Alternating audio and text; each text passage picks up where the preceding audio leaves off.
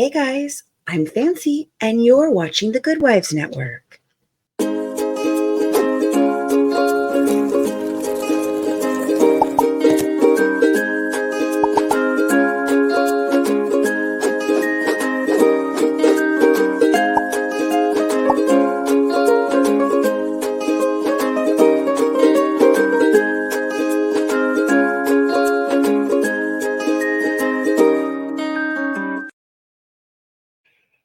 Hey, welcome back to our channel, and today we are back with a whole new episode of Rising Crime, continuing our coverage on the Crystal Rogers case.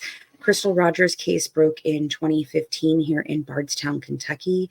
We have been following it through the news since then. We went down in 2021 when the FBI was called back in on the case, and we were able to tape some things down there.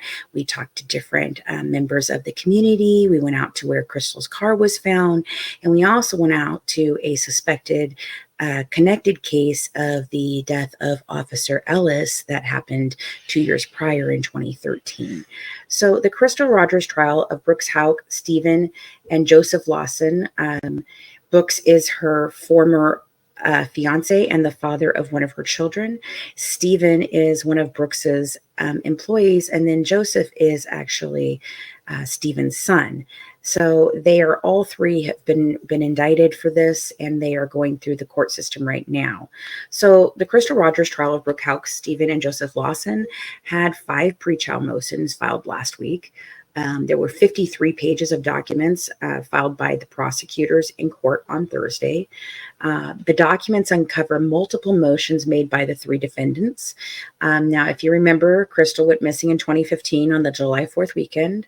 Her longtime boyfriend and father to her youngest son, Brooks Houck, became the prime suspect. In August 2020, the FBI took the lead in the Rogers case. They dispatched over 150 state and federal law enforcement officers to execute 9 federal search warrants. And as I said, we were down there during that period of time. They dug up several housing tracts that they believed that belonged to Brooks Houck construction company. And they dug up a park near those things. So there was lots of different scenes that they were looking at. I believe they also went out to the Brooks Houck farm, to the family farm. His grandmother owns that. It's off in a secluded road. And so they searched Brooks' home, and members of the IRS left with dozens of boxes, 2 filing cabinets, and much more. And after a 7-day search of a Bardstown neighborhood in the case of Rogers' disappearance, FBI agents said multiple items of interest had been uncovered.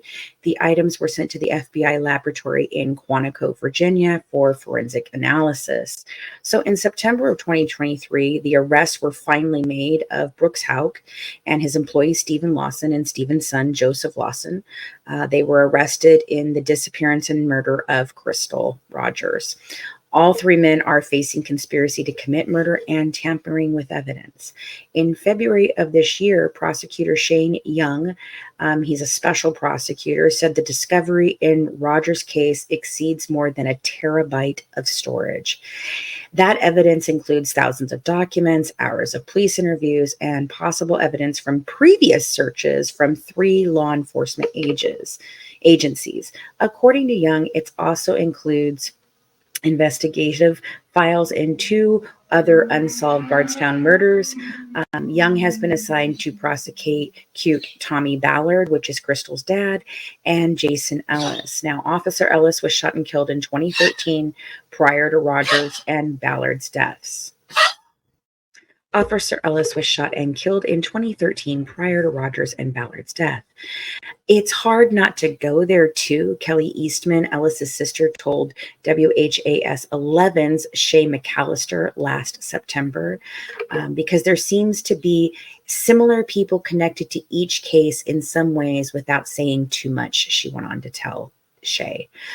Police indicated in a previous press conference that they believed they had procured the rifle used to shoot Tommy Ballard at long range and expert precision from Houck's younger brother, Nick. Now, although Nick Houck has never been formally charged in either case, he was fired from the Bardstown Police Department shortly after the Rogers investigation began due to his close involvement with the case, and he was also suspected of tampering with evidence. Prosecutor Young stated that they believed the rifle was purchased from Nick in an undercover buy. At this time, no arrest has been made in the Ellis or Ballard cases, and none of the men charged in Rogers' cases have been charged in either's case as well. All the pretrial motions from this week, they center around whether these three cases should be tried independently or together. And the state believes there's absolutely no reason to try them separately. And the defense is in opposition. So we're first going to look at the motions of Stephen. Then we'll look at Joseph's motions. And then we can get into the actual statute that they are talking about to determine whether or not these cases should be or not severed. Okay, so I have up the first document here. Let me get it so that you can actually see it. Okay, so now we've got, so this is case number 23-CR0165. It is the Commonwealth of Kentucky versus Stephen Lawson.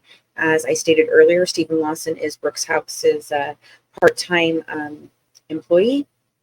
And this is the Commonwealth's response to the defendant's motion to dismiss or in the alternative to suppress statements.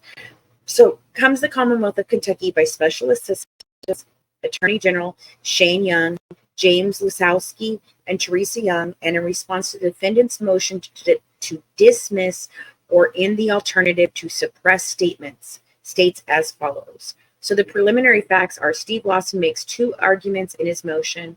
One, that he is entitled to immunity based upon promises from the Commonwealth, or in the alternative, two, the prosecution may not use his statements because Lawson's statements are protected under KRE 410. Now we're going to read that in a little bit.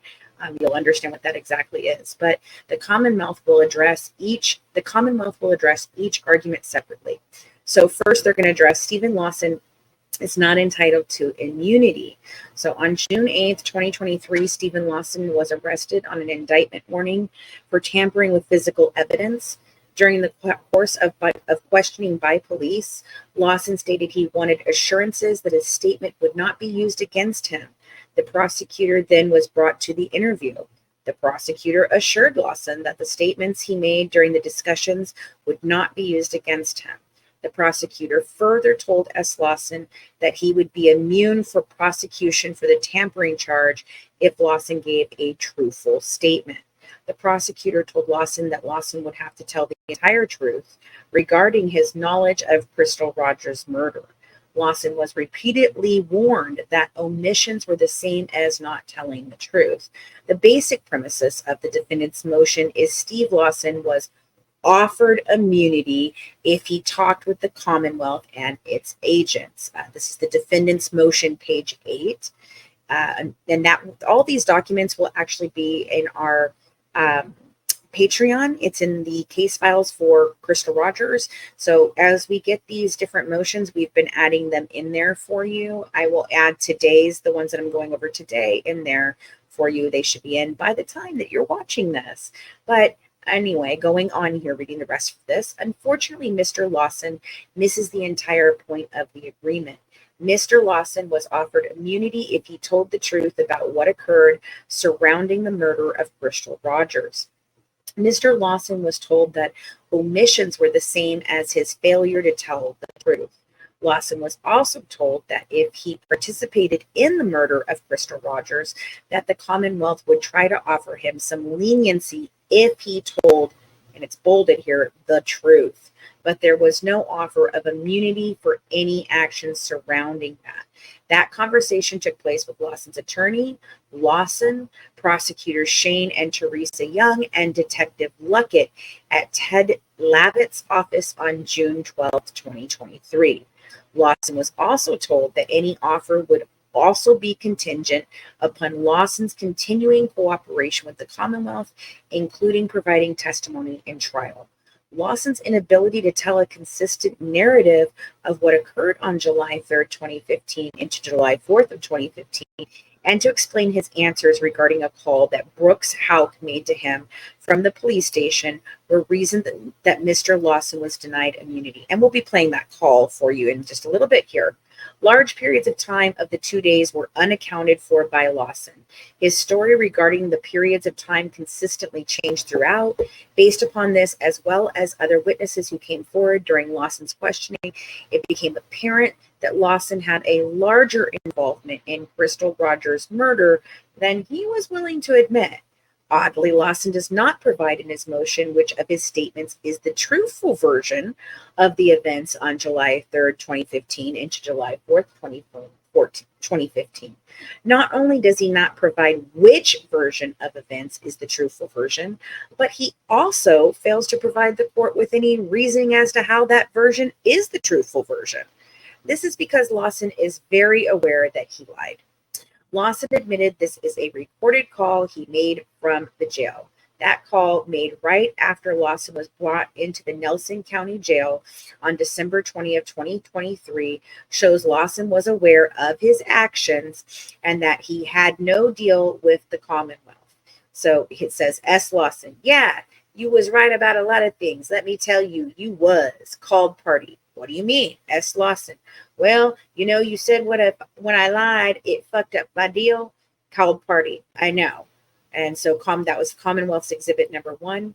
The Commonwealth offers this call as a proof of 2 issues.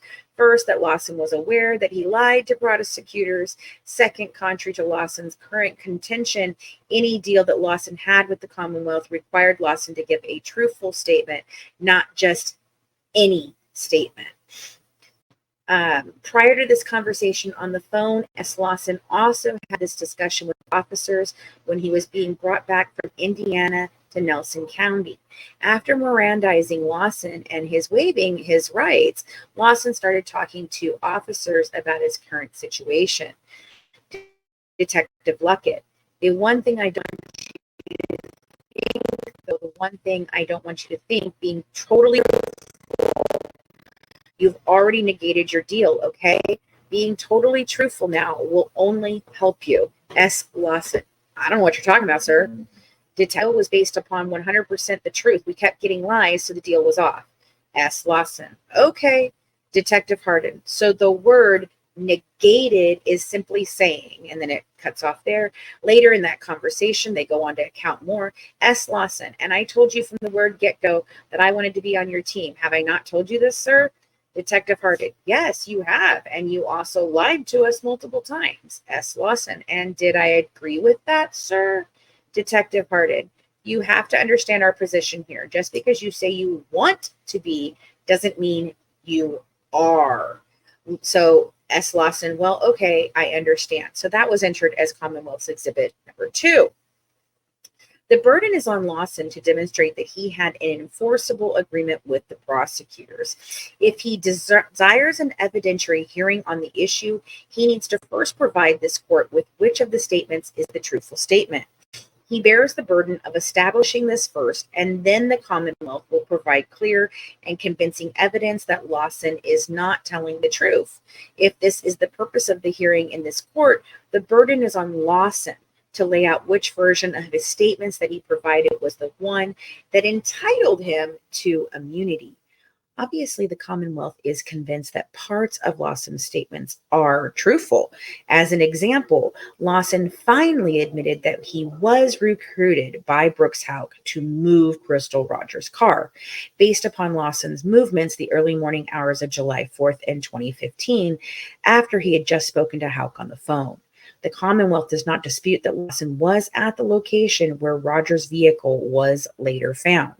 Lawson further admitted that Brooks Houck was trying to find someone to get rid of Crystal Rogers. Other witnesses have offered evidence indicating that S.L. Lawson and Houck spent an inordinate amount of time together immediately preceding Rogers' disappearance.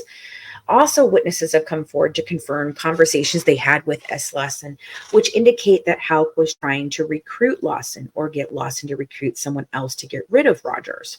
While this information fits other facts and extrinsic evidence, other information provided by S. Lawson does not. S. Lawson's statements fall apart when questions arise about what he was doing certain hours of the early morning of July 4th, as well as the phone call Houck made to Lawson on July 8th from the police station. Details of when he had his phone with him and explanations for leaving his phone and picking it back up on other occasions defy any reason. Given Lawson's own admission that he lied and that his lies are what destroyed any deal he had with the prosecution, there is simply no purpose in going further until S. Lawson makes some preliminary showing regarding the truthfulness of his statement. Lawson's motion should provide the facts he presented to prosecutors that were truthful and therefore entitle him to immunity. From that point, the parties, including Lawson, can present evidence regarding why that statement should and should not be believed. The statements are subject to KRE 410. The defendant, Steve Lawson, has argued that his statements made during his discussions with police and prosecutors leading up to his indictment are inadmissible under KR 410.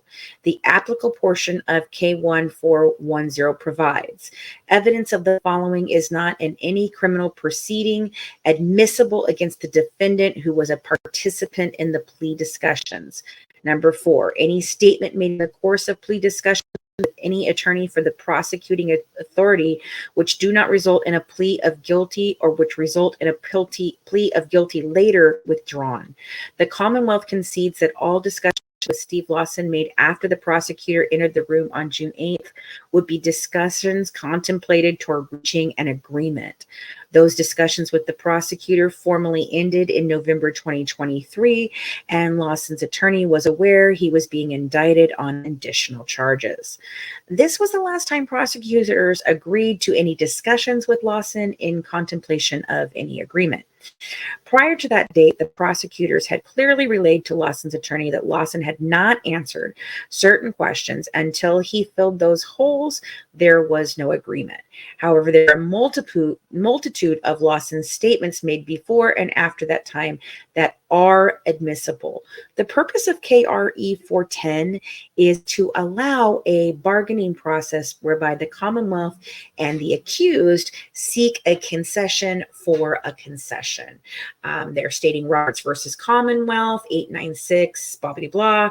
The policy underlining the rule is intended to allow a defendant to freely negotiate a plea agreement without fear that any statements he makes to solicit a plea agreement will later be used against him. They state another case for precedence here.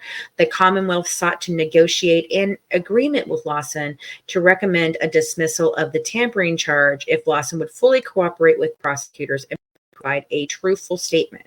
While Lawson did not live up to his side of the agreement, the statements made by Lawson during those negotiations with prosecutors may not be used against him. As the Commonwealth previously noted, there remain a host of other statements that are admissible by the Commonwealth or could be used as impeachment by the defense should Lawson choose to take the stand. These include grand jury testimony and a statement to Detective Snow in 2015. Lawson has 2 recorded statements made to the FBI in 2020 and several record statements that taken by an informant. Lawson gave grand jury testimony in 2023 that occurred prior to the time he was indicted or any discussions began with the Commonwealth. Additionally, the Commonwealth has turned over recorded calls from Lawson in which he discusses the case, including a video visit with his mother in which he explained to her details of the offense. Finally, the Commonwealth notes that Lawson testified 2 more times in the grand jury in 2023. The Commonwealth found it necessary to put Lawson in front of the grand jury to correct repeated statements he had made that he later admitted were lies. The grand jurors were well aware Lawson was giving inconsistent statements. While the testimony was provided while Lawson was seeking to negotiate a deal, Lawson cannot claim his testimony is subject to KR 410 exclusion. In Clutter recognized, KR 410 to interpret the rule. ID federal courts have been unwilling to find any grand jury testimony protected under FRE 410. The reasoning of those cases is simple: that statements made in the grand jury are not statements made in the course of plea discussions with the attorney for the prosecuting authority. Rather, they are made under oath with the grand jury for the purpose of the rule. To allow for free negotiations between prosecutors and defendants is not advanced by making such testimony inadmissible. Wherefore, the Commonwealth requests the court deny Stephen Lawson's mission to dismiss. Wherefore, the Commonwealth requests the court grant Stephen Lawson's motion, exclude only those communications subject to KRE 410. And yeah, it's just the certification there.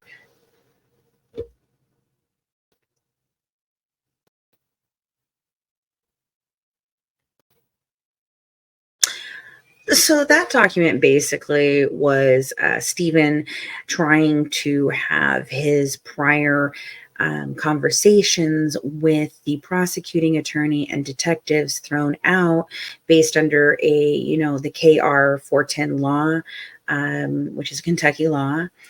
That is protecting the statements made during a negotiation for immunity or a plea deal. But because he did not honor his end of the bargain, they are stating that those statements and those questionings should be able to be included.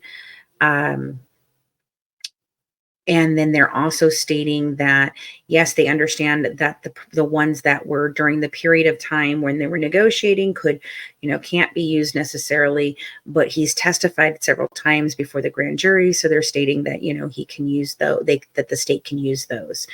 So that was the first trial motion filed by Stephen's attorneys. So now this is the second motion filed here. This one, let's see here.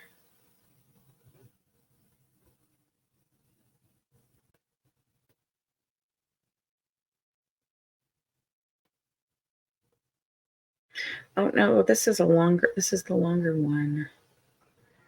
Huh.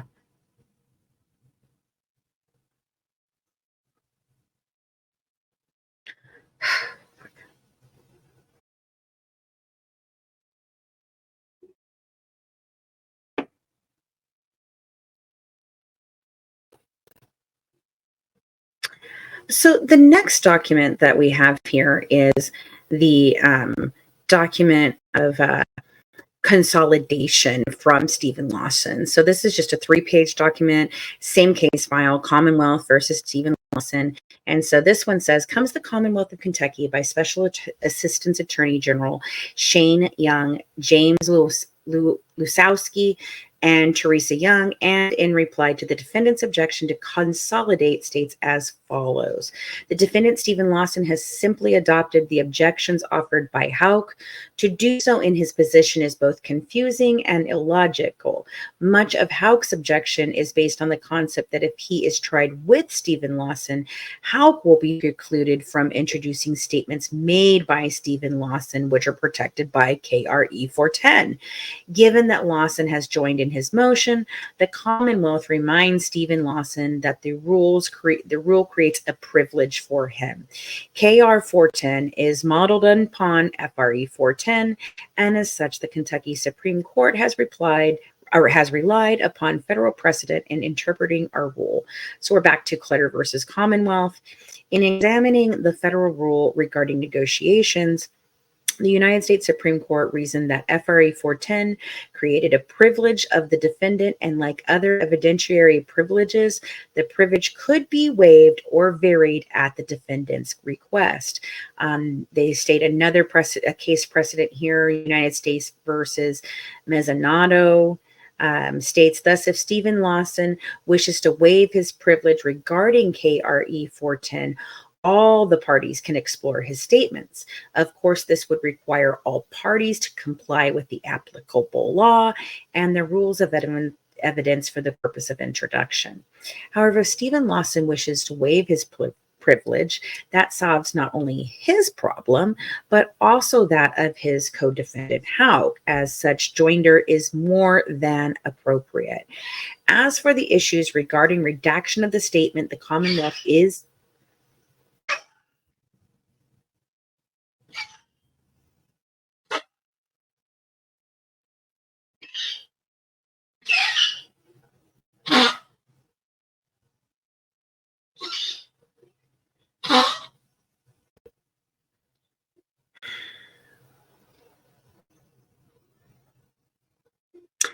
As for the issues regarding redaction of the statements, the Commonwealth is aware of its object.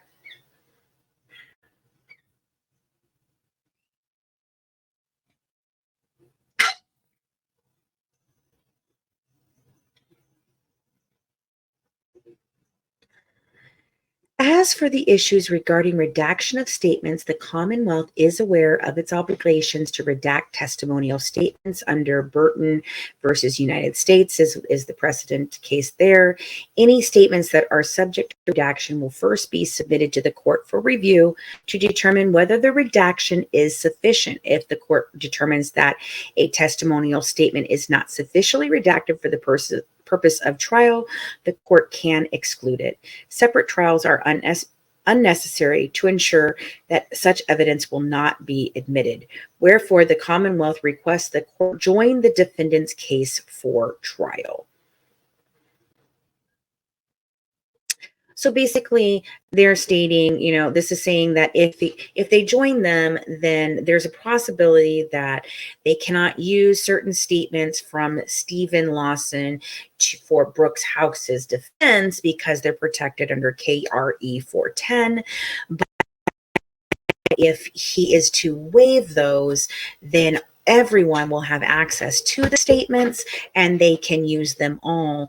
And so that is what we're doing here. So basically, I think Brooks Houck is looking to sever, whereas the other ones, where the prosecution is actually looking to join these. So let's keep going here. We've got now coming up Joseph Lawson. Now, Joseph is the son of Stephen, and he has the same kind of thing here. He's got an exclusion of statements, and then they believe there is also a notice to not join on that one as well.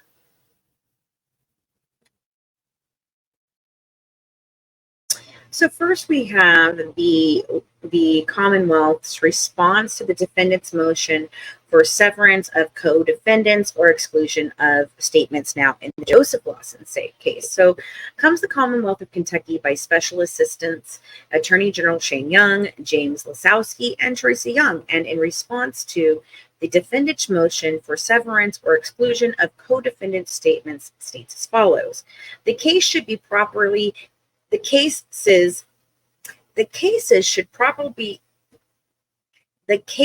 should properly be joined for trial. In Kentucky, joint trials are favored when charges arise from the same set of facts. That's Foster versus Commonwealth is the precedent case. All the defendants are charged with actions arising from the same facts regarding the disappearance and murder of Crystal Rogers. The trial court has broad discretion to determine whether any risk of prejudice as a result of joinder requires the cases to remain severed. Epperson versus Commonwealth is the case that they're citing there. It is not enough to show some prejudice as a result of joinder. The party opposing joinder must demonstrate that joinder would be unduly prejudiced under Humphrey versus Commonwealth. There is no undue prejudice as a result of defendants pointing fingers at one another. Rather, our courts have favored joinder in such instances. They state Mark Bratcher versus Commonwealth there. Joinder is favored for simple reason. It gives juries a complete picture. As our courts have noted, the different defendants alleged to have been involved in the same transaction have conflicting versions of what took place or the extent to which they participate in it vel non, is a reason for rather than against a joint trial. If one is lying, it is easier for the truth to be determined if all are required to be joined together. Ware versus Commonwealth, overruled on other grounds by Jenkins versus Commonwealth, the jury in this case deserves a complete picture of the events surrounding the murder of Crystal Rogers. The defendant raises issues regarding the introduction in joint trial of co-defendant statements. The Commonwealth may not introduce any testimonial statements against J. Lawson made by any witness without properly redacting the statements. Burton versus United States and Crawford versus Washington are stated. Any statements that are subject to redaction will first be submitted to the court for review to determine whether the redaction is sufficient. If the court determines that a testimonial statement is not sufficiently redacted for the purposes of trial, the court can exclude it. Separate trials are necessary to ensure that evidence will not be admitted. Wherefore, the Commonwealth requires this court joins the defendant cases for trial. So basically, we've got their, they're saying, hey, we think that it's going to save the state money. It's going to be, we normally try to press for this. And so this is what we want to do. We want to do it all in one shebang. So that way we can catch everybody's lies in their testimony and the jury can have a great understanding of what really took place. So the next motion that was filed is again on behalf of Joseph Lawson, and this is a Commonwealth's response to defendant's motion for severance of co-defendants or exclusion statements. So let me put that up on the screen for you, and we'll read through that. Comes the Commonwealth of Kentucky by Special Assistants Attorney General Shane Young, James Lusowski, and Teresa Young, and in response to the defendant's motion for severance or exclusion of co-defendant statements, states as follows. The cases should properly be joined for trial. In Kentucky, joint trials are favored when charges arise from the same set of facts. All the defendants are charged with actions arising from the same facts regarding the disappearance of murder of Crystal Rogers. The trial court has broad discretion to determine whether any risk of prejudice as a result of joinder requires the cases to remain severed. It is not enough to show some prejudice as a result of the joinder. The party opposing joinder must demonstrate that joinder would be unduly prejudicial. There is no undue prejudice as a result of defendants pointing fingers at one another. Rather, our courts have favored joinder in such instances. Joinder is favored for a simple reason: it gives a jury a complete picture, as our courts have noted. That different defendants alleged to have been involved in the same transactions have conflicting versions of what took place. Is this the same thing? It is. Why am I reading it again? Okay. So basically, they said that that's the same thing. So we don't have to read it twice. I can go back and take that out. Good. Okay, so let me go back here. Put me back up here. All right. So this is the main defendant's claim. It is case number 23 CR 0309, Commonwealth of Kentucky versus Brooks Houck. Commonwealth's reply to defendant's objection to consolidation. Comes the Commonwealth of Kentucky by Special Assistants Attorney General Shane Young, James Lusowski, and Teresa Young, and in reply to the defendant's objection to consolidation states as follows. The cases should properly be joined, and Brooks Houck has offered no reasoning for the cases to remain severed. In Kentucky, joint trials are favored when charges arise from the same set of facts. All the defendants are charged with actions arising from the same facts regarding the disappearances and murder of Crystal Rogers. The trial court has broad discretion to determine whether any risk of prejudice as a result of joinder requires the case to remain severed. It's not enough to show some prejudice as a result of joinder. The party opposing joinder must demonstrate that joinder would be unduly prejudicial. There is no undue prejudice as a result of defendants pointing fingers at one another Rather, our courts have favored justice, joinder in such instances. Joinder is favored for a simple reason. It gives a jury a complete picture, as our courts have noted. So it's basically just stating the same things here. Um, the jury in this case deserves a complete picture of the conspiracy to murder Crystal Rogers and to cover up that murder by tampering with evidence. There is very little in Houck's factual background with which the Commonwealth agrees. Rather than a statement regarding the legal issues before this court, much of the background appears to be aimed at the media and court of public opinion. By quoting small snippets of over 20 hours of interviews, Houck has sought to put the best spin he can on witnesses who disclosed information about Houck's involvement in a crime. Yet by doing so, Houck leaves the court with an incomplete picture. In fact, Houck's entire response is premised upon doing just that, leaving jurors with an incomplete picture. Given the length of the interviews and the nature of the negotiations regarding the statements, Houck tries to craft a narrative that suits his purpose. The narrative conveniently leaves out that prior to June 2023, S. Lawson had given police and prosecutors inconsistent statements about what occurred on July 3rd and 4th of 2015, and that S. Lawson's statements could be disproven by intrinsic evidence.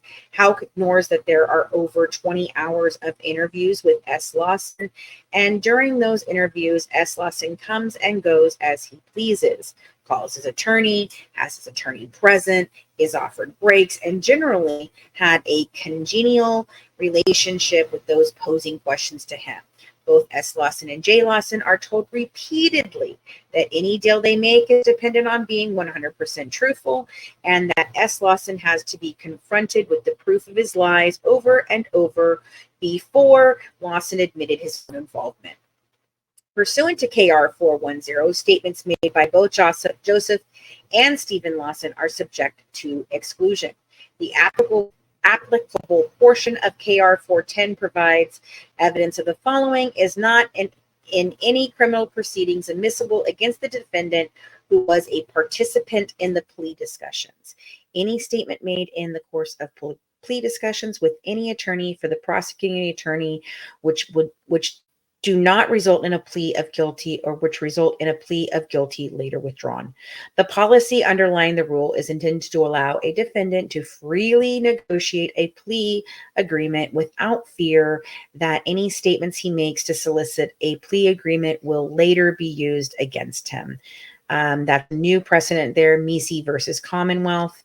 The Commonwealth concedes that after the prosecution made offers to Stephen Lawson and Joseph Lawson regarding their statements and continued cooperation, that the Lawson statements were not admissible.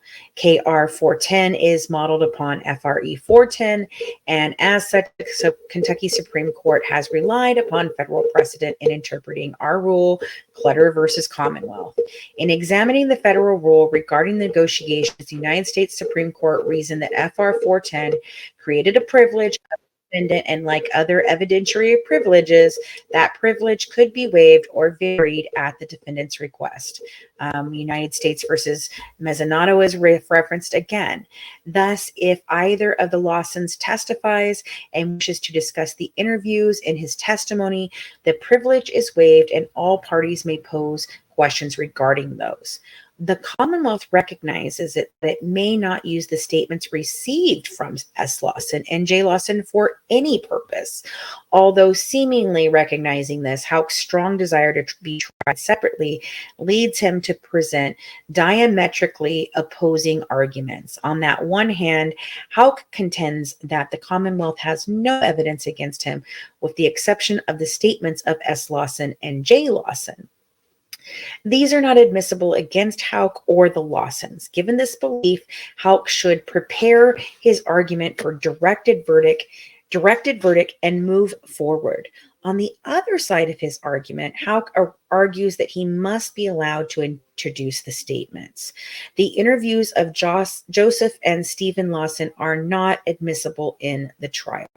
The defendant argues that the interviews represent a get Brooks mentality, and therefore the interviews demonstrate some form of investigative bias toward Houck that he should be able to explore in trial. God, the audacity of this dude. Contrary to the defendant's assertion that there was some kind of myopic view toward the evidence, which is stated in the interviews represents questioning based off 8 years of work by local and federal investigators, interviews of over 200 people, expert witness analysis, and exploring lead after lead regarding Mrs. Rogers' disappearance. There was no rush to judgment in this case. All the information gathered has repeatedly led investigators back to Brooks Houck. Certainly, detectives are going to ask questions of Joseph and Stephen Lawson. Thank you. I love you. You talking to me? No, Mom, I'm talking to Casper the Friendly Ghost. I thought you might be on the phone. I love you. I love you too.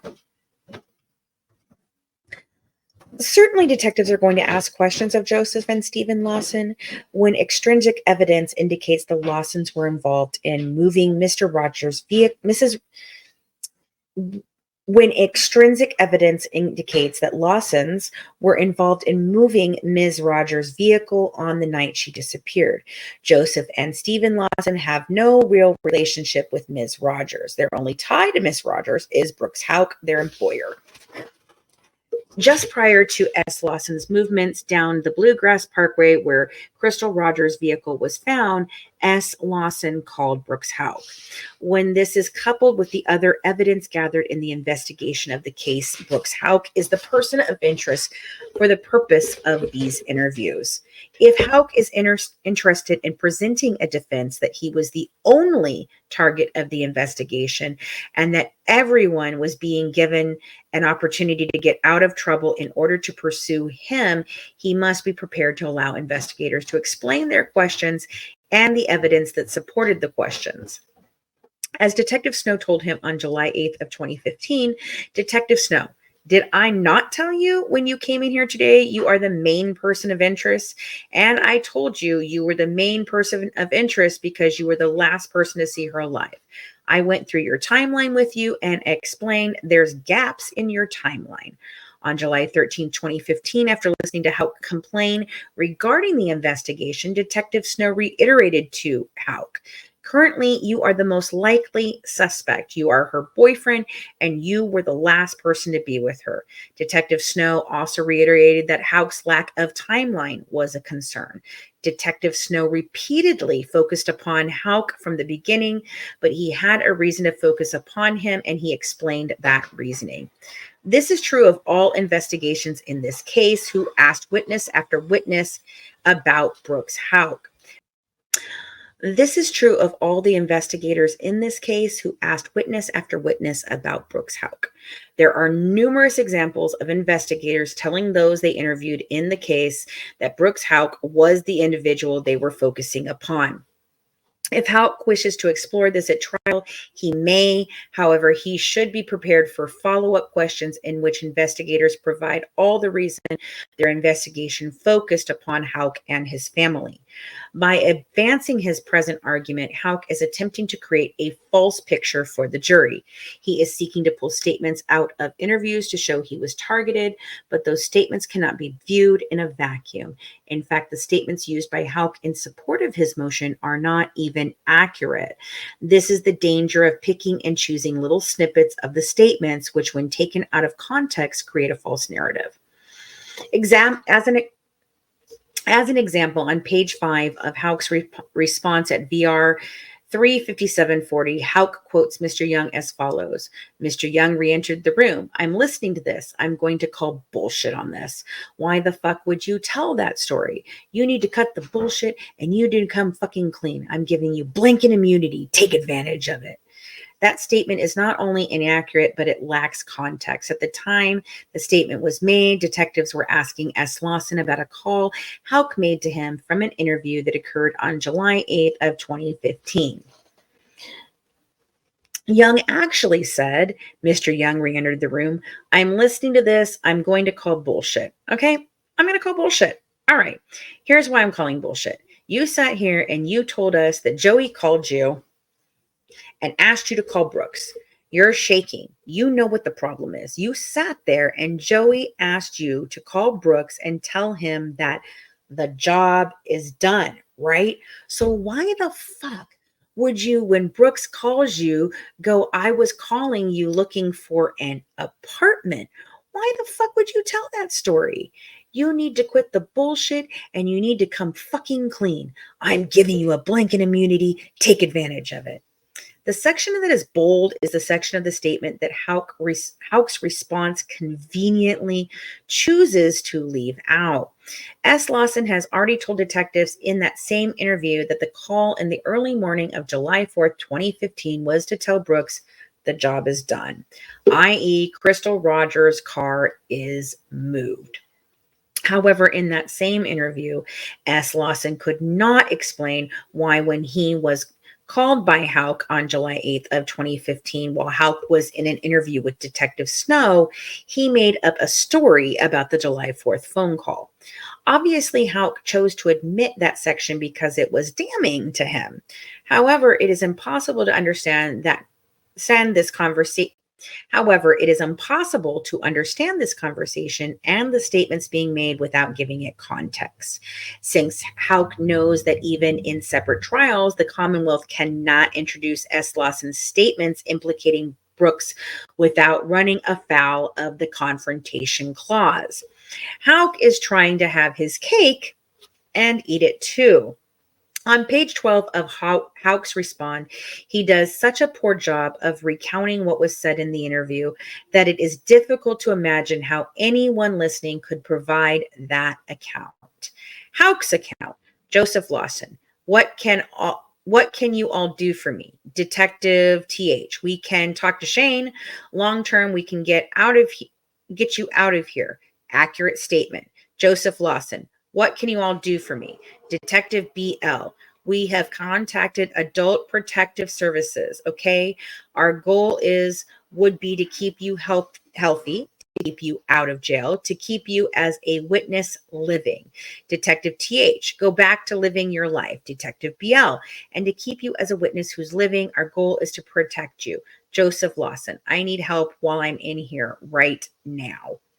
Joseph Lawson, I need things while I'm in here right now. Detective TH, what do you need? Joseph Lawson, you know these little Dixie cups, the little bitty ones that they give you at the dentist? That's what I'm drinking out of, dog. Detective TH, okay. Joseph Lawson, when they first put me in here, they put me on suicide watch for 10 days. Of course, I finally got off it. I'm off supervision. Of course, I can't get a hold of nobody. I have no money. I have no commissary. Is there any way you all can help me? Detective BL, put some money on? Joseph Lawson, put some money on my commissary, or get me some commissary, or, something I can drink out of. Detective TH, we can ask Shane what we can do there. There's some stuff, Joey, to be honest with you.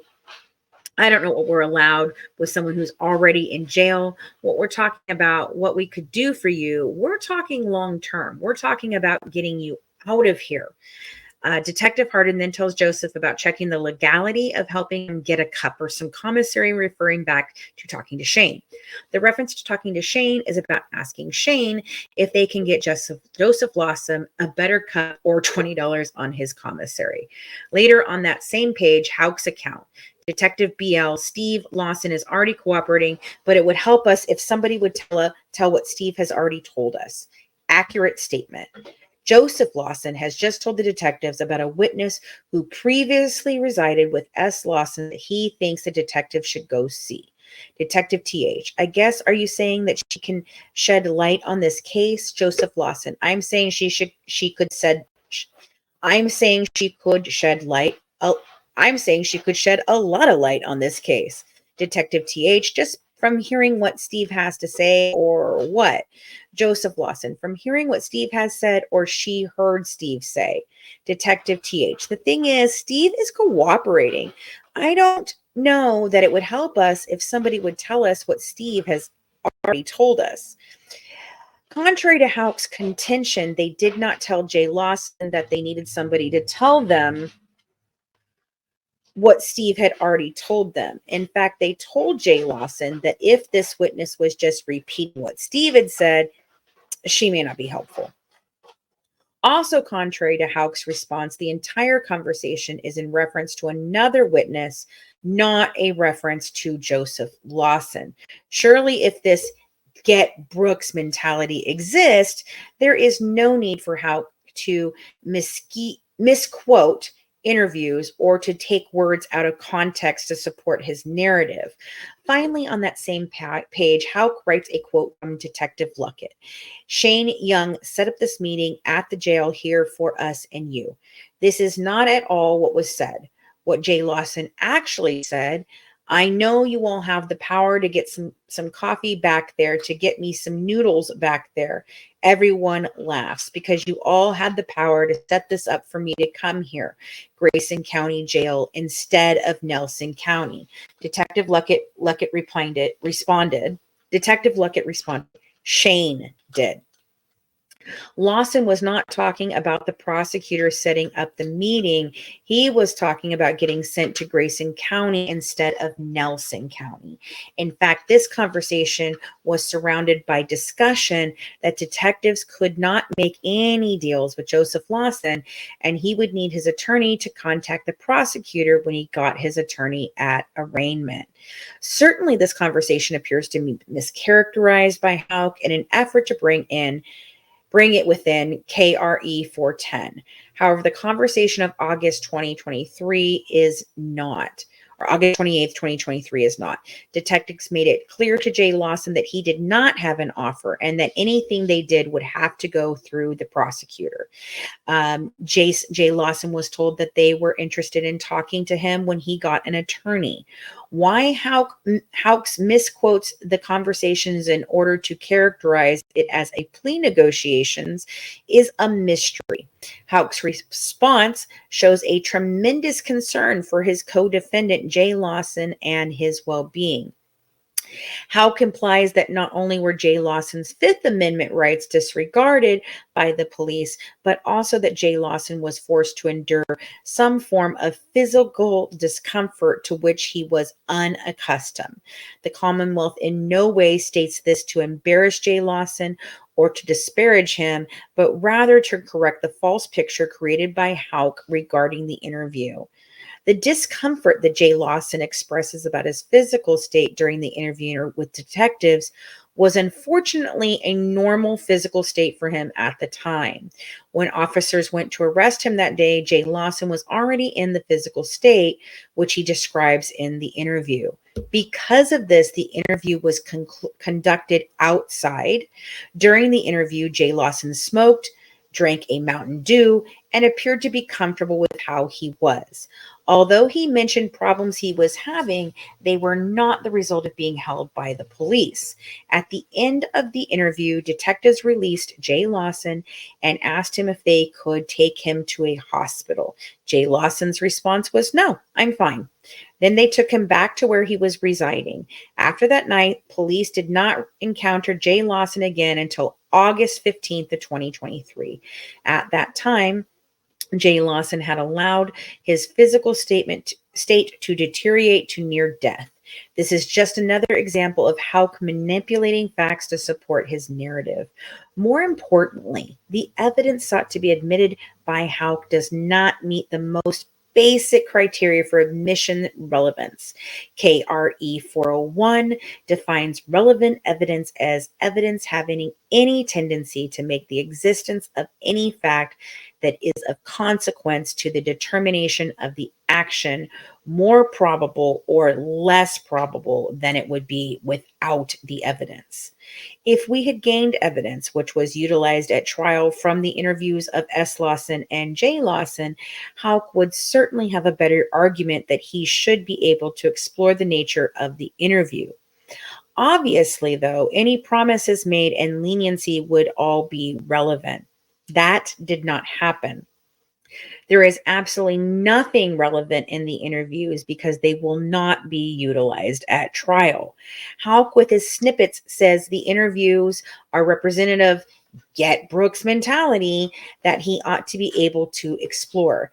That, however, is only true if you pull out a few snippets, distort them, and do not discuss the evidence that investigators had prior to the interviews. Just a few statements into the Houck's snippets supporting his argument, and it has taken several pages of this reply to explain what actually was occurring. All of this surrounding evidence that the Commonwealth has already conceded is inadmissible because it was gained during plea negotiations. So if the evidence does in some way advance this Get Brooks defense, it suffers from a second problem. KRE 403 provides that although evidence is relevant, it may be excluded if its probative value is substantially outweighed by the danger of confusion of the issues or misleading the jury. So, given Houck's desire for separate trials, Houck intends to present this evidence in a trial in which S. Lawson and J. Lawson are not present and did not testify. Obviously, jurors are going to wonder, since the Lawsons are not there, what happened to the Lawsons? Did they get a deal? Did they give a statement? Did they get charged? During Houck's presentation, he claims he wishes to probe statements that made in an effort to show the Commonwealth was out to get Houck. Obviously, this will require the Commonwealth to put on proof of not only the incomplete statements, but why they're said and why the Commonwealth was willing to make offers of leniency to people who were involved in the crime. The Commonwealth would have to provide all the times the Lawsons were told the deal was premised upon each of them telling 100% truthful statements. Based upon Houck's misrepresentations regarding Joseph Lawson, the Commonwealth will have to offer proof about J. Lawson's physical state prior to the time of the inadmissible interviews. Finally, we can all await the juror questions regarding what the Lawsons actually said during those interviews. Presumably, Houck will have no problem with us informing the jurors that S. Lawson and J. Lawson told investigators all about Houck's desire to get rid of Crystal, that Houck recruited his family for help, that Houck got J. Lawson and S. Lawson to move her vehicle the night she disappeared, and that the explanation by S. Lawson for the July 4th, 2015 phone call between S. Lawson and Houck was a lie. There can be no doubt that Houck desires a trial in which jurors take their eyes off the evidence in order to watch a confusing sideshow. For jurors, the question raised by this evidence will have no beginning, middle, or end. This is the very reason that our courts favor joinder.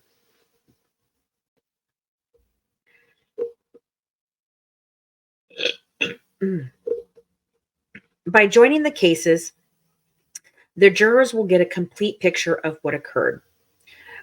By joining the cases, the jurors will get a complete picture of what occurred.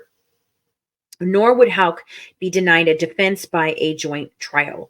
Houck is free to present his Get Brooks defense. Almost every other investigator since the beginning of this case focused on Houck. I'm sure they would like to tell the jury why. He is free to ask investigators about their questions of any witness that are admissible, and he can ask if anyone was ever made any offer of immunity in this case. But if he does so, he must ask the question correctly, i.e., was anyone ever offered immunity in this case if he gave a 100% truthful statement with no omissions regarding the disappearance of Crystal Rogers? An answer to that would be yes. However, a follow-up question from the Commonwealth would be, did that individual accept the answer? And the answer would be no. The very evidence that Houck claims he needs supports the opposite conclusion. This is the true problem with Houck's entire Get Brooks defense. If the prosecution was seeking simply to get Brooks, the Commonwealth would have already cut a deal with the people who were more than willing to drop Brooks in. For example, in KRE 410 statements, S. Lawson said that just a few days before Crystal Rogers' disappearance, Houck solicited him to murder Crystal Rogers. Rather than utilizing this testimony, S. Lawson was indicted on conspiracy to murder. The Commonwealth did not enter an agreement with S. Lawson to use this testimony because S. Lawson was not giving a 100% truthful statement about his involvement.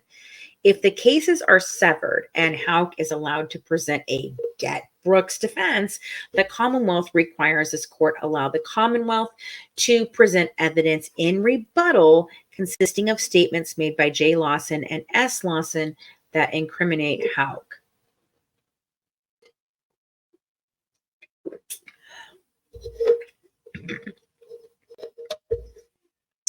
Further, the Commonwealth requests that the court allow the Commonwealth to present evidence that despite an offer and the fact that Lawson gave statements incriminating Houck, no deal was reached with the Lawsons because the Commonwealth maintained they were not giving a 100% truthful statement.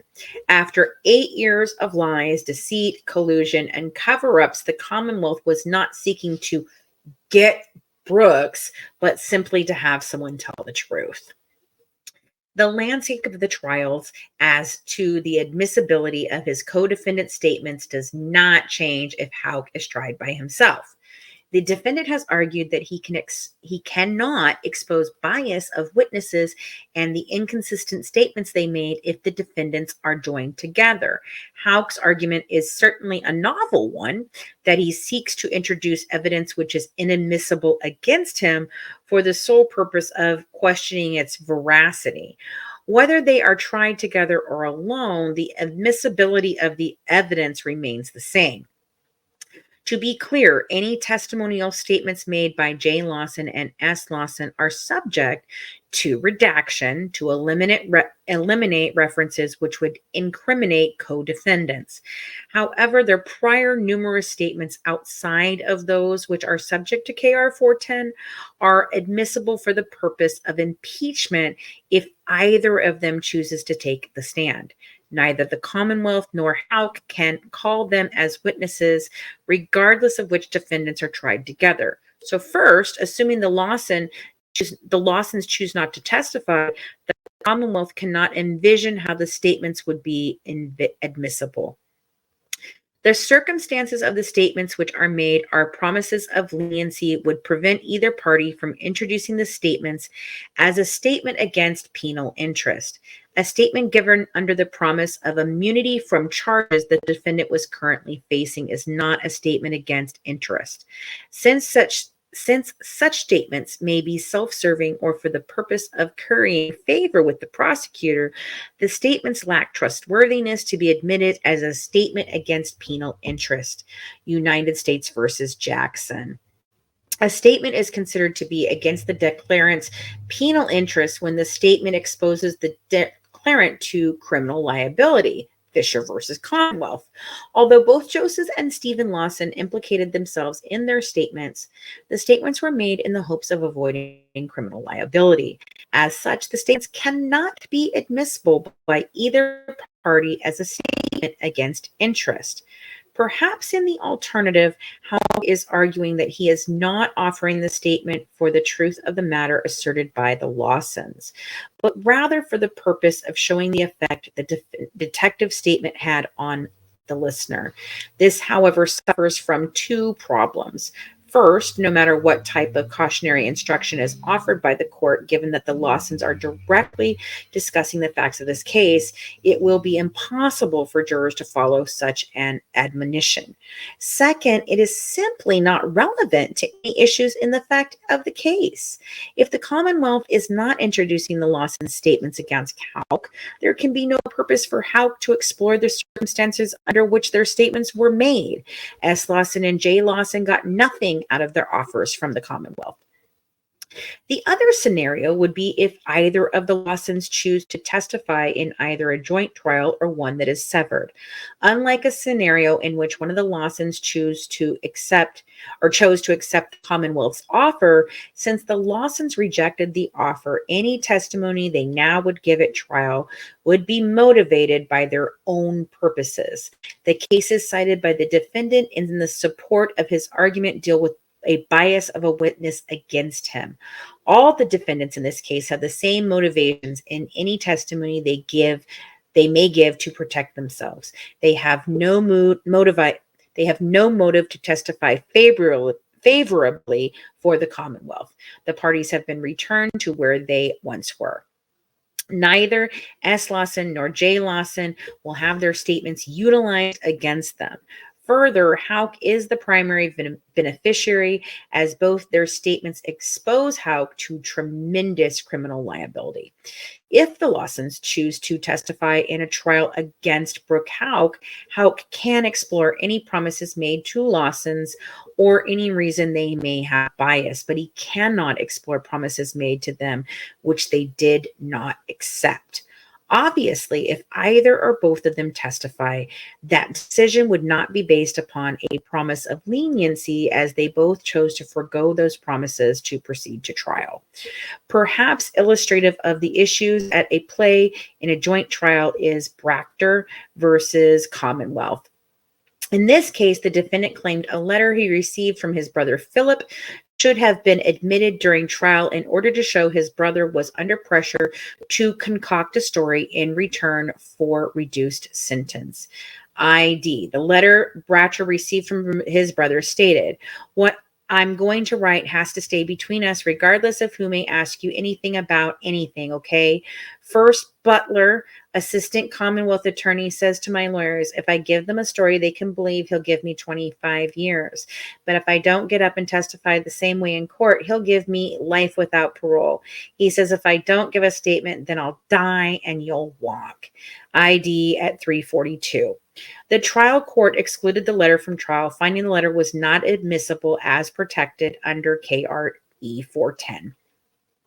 The Kentucky Supreme Court reasoned the letter was not covered by KR 410 because Philip had exposed the exchange to a third party by writing the letter to his brother. Therefore, the court reasoned that since Philip accepted the Commonwealth's offer and chose to testify, Bractor should have been able to ask Philip about the letter to show the pressure Philip was under to testify. The court, however, did not say that the letter would have been admissible had Philip not testified in order to demonstrate prosecutorial bias against Bractor. The court also did not reason that the statement of the prosecutor during KR 410 negotiations would have been admissible even if Philip had not written the letter. However, the important part of the analysis was the appellate court's reasoning regarding the trial court's error. The Bractor court went on to find there was no harm to the defendant as a result because the defendant was able to effectively cross-examine Philip. ID, since Philip accepted a deal from the Commonwealth to testify, Philip was cross-examined about his motivations. ID. As the Bractor court found, there was no denial of Bractor's rights to confrontation because Bractor was able to cross-examine Philip about his motivations to curry favor with the Commonwealth. As the United States Supreme Court said, the Confrontation Clause guarantees an opportunity for effective cross-examination, not cross-examination that is effective in whatever way and to whatever extent the defense might wish. Delaware versus Finsterer. Obviously, the same is true for exploring the Lawsons' prior inconsistent statements. There are numerous prior inconsistent statements Houck may explain with S. Lawson and J. Lawson, no matter what they may say in a trial. S. Lawson has testified in front of the Nelson County grand jury 4 times. None of his testimony is considered protected communications pursuant to plea negotiations. Prior to entering any discussions with the Commonwealth, S. Lawson testified twice in front of the grand jury, once in 2015 and once in 2023. After Lawson entered discussions with the Commonwealth, he appeared 2 more times in the grand jury in 2023. The Commonwealth found it necessary to put Lawson back in front of the grand jury to correct repeated statements he made earlier that he later admitted were lies. The grand jurors were well aware that Lawson was giving inconsistent statements and his credibility problem. While the testimony was provided while Lawson was seeking to negotiate a deal, his testimony is not subject to KR 410 exclusion. As the court in Clutter recognized, KR 410 is modeled upon and is largely identical to the FRE 410 Clutter versus Commonwealth. As such, the Kentucky Supreme Court has relied upon federal precedent to interpret the rule, i.d. Federal court has been unwilling to find any grand jury testimony protected under FRE 410. The reasoning of those cases is simple, that statements made in the grand jury are not statements made in the course of plea discussions with the attorney for the prosecuting authority. Rather, they are made under oath with the grand jury. Further, the prospect of the rule to allow for free negotiations between prosecutors and defendants is not advanced by making such testimony inadmissible, as Lawson may be asked about all of those statements. S. Lawson also gave a recorded statement to Detective Snow in 2015 and 2 statements to the FBI in 2020. Man, these people talk a lot. S. Lawson has made statements recorded by an informant. Additionally, the Commonwealth has turned over recorded calls from Lawson in which he discusses the case, including a video visit with his mother in which he explained to her details of the offense. There is more than sufficient information to impeach S. Lawson regarding anything he may say on the stand. As for J. Lawson, he made 2 statements to the FBI, one on October 16th of 2020 and another on October 23rd, 2020. During the October 23rd, 2020 statement, J. Lawson asks for some consideration regarding his statement. The United States Attorney's Office did enter a proffer agreement with J. Lawson during that interview. However, the terms of that agreement allowed for his statement to be used for impeachment if he were to be called as a witness in any judicial proceeding. So should J. Lawson testify, Houck would not be precluded from offering statements regarding that interview as impeachment. The Commonwealth has already noted that the statements of J. Lawson from August 28, 2023 are not subjected to any protection regarding plea negotiations. However, if Houck wishes to use those at trial, he will need to use accurate statements from the conversation rather than misquotes. Finally, as the Commonwealth has noted before, the exclusion of the statements only helps Houck. It defies logic that Houck would want to use the very statements in which S. Lawson and J. Lawson implicate him to impeach the Lawsons at trial. They have given prior statements denying any knowledge of what occurred, as well as various statements to their activities that night. None of these statements implicate Houck. The idea that Houck would want to interject those statements into the trial is contrary to reason. The Commonwealth is aware of the rules of evidence and when testimonial evidence is subject to redaction. Houck's final argument is one for which there is no support.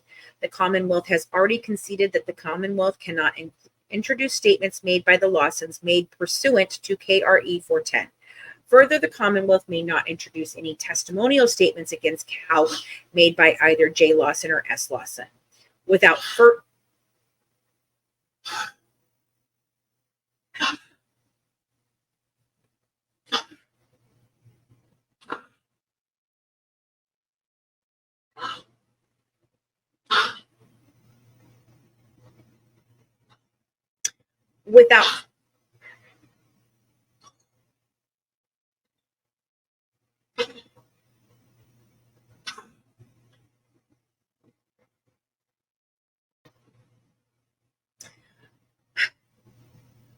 first redacting the statements. Bruton versus United States. All statements made by these individuals to law enforcement and prosecutors would come with those statements that are testimonial and thus are subject to redaction. Crawford versus Washington. Any statements that are subject to redaction will first be submitted to the court for review to determine whether redaction is sufficient. If the court determines that a testimonial statement is not sufficiently redacted for the purposes of trial, the court can exclude it. Separate trials are unnecessary to ensure that such evidence will not be admitted. Wherefore, the Commonwealth requests this court join the defendant's case for trial. Respectfully submitted, and that's the attorney. So what we've just read basically is a couple different motions from the three defendants. Brooks is basically asking for their trials to be held separately. He wants to sever himself from the other two defendants. He's claiming that if he doesn't, then he won't be able to question them based on the validity and the lies that they told in statements. However, the state is saying we're not going to use those statements, so there's absolutely no reason why he would need to do this. And if they testified at all, it would still be on their behalf. It would still be admissible. So there's nothing you can do about that. It would be able to be rebutted, and they would be able to provide the evidence. And they say that his claim is actually counterproductive to the claims that he's trying to make. So basically, they're saying, "Hey, it's not." And then the two defendants are just parodying what he was saying about his defense and why he needs these trials severed, and that doesn't even make sense to the state because they wouldn't apply the same way. So that's what we've basically covered today. These 7 different motions, pretrial motions that were filed on Thursday of last week in the Brooks, Houck, Stephen Lawson, and Jay Lawson case of the murder and disappearance of Crystal Rogers. Thanks for tuning in and dishing true crime with the Good Wives and Murder by Design. Don't forget to join our Patreon membership club to get exclusive mini episodes, inside documents and pictures from the cases, our exclusive book club, live YouTube discussions, and get some amazing Good Wives merch. Follow us on Facebook and Instagram at Good Wives Net. You can find us on TikTok, Spicy Red 92, at Sadie Beth 1, at C McShane 12, and our official Good Wives Network TikTok is at Good Wives Net 2. And for more inside information, check out our podcast, The Good Wives Guide to True Crime, on any of your favorite podcast players. Make sure that you check out our newest book coming out soon. You can pre-order it on Amazon or on our website at thegoodwivesnetwork.com to get an autographed copy. Have a good one from The Good Wives, serving up true crime, one dish at a time. Bye.